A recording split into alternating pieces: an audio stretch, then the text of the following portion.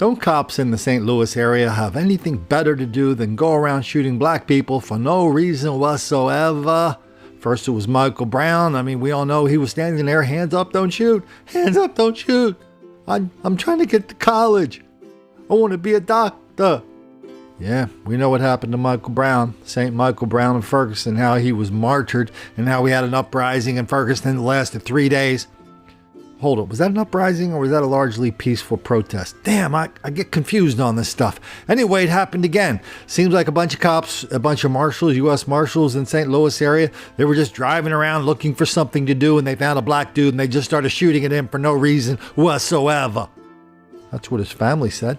Police say tonight the suspect who shot a member of a U.S. Marshals task force today was also wearing a ballistic vest. Officers went to arrest William Watson Jr., but he was killed when marshals returned fire. News 4's Russell Kinsall talked with family members who dispute that account. Family members claim a neighbor told them officers opened fire first when they went to arrest William Watson Jr. at his parents' Glasgow Village home. They didn't ask him one question. They didn't say anything to my brother. They pulled in and they shot at him, is what they did. Watson was wanted on outstanding warrants for first-degree assault and domestic assault, but police say Watson was armed and wearing a ballistic vest of his own when he opened fire on an 8-member fugitive task force. Upon approach of the residents, they located the subject outside. A St. Charles County police officer who was assigned to the U.S. Marshals Fugitive Task Force was hit in his vest but able to return fire and not seriously hurt.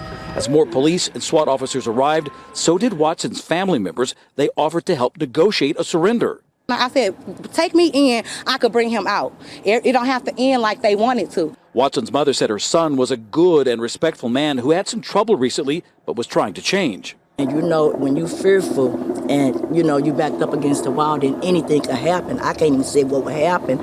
A SWAT team arrived and tried to communicate with Watson, but they were unable. And when they searched, they found his dead body outside.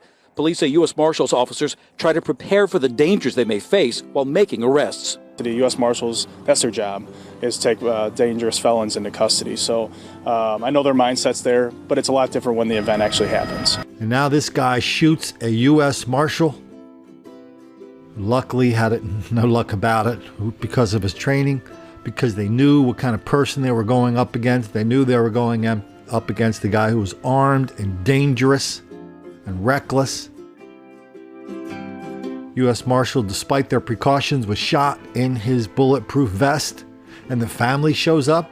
Not a word of apology for what their family member did to put himself in that situation. Not a word of apology about the assault and the domestic violence he perpetrated. Not a word of apology to the people he was shooting at.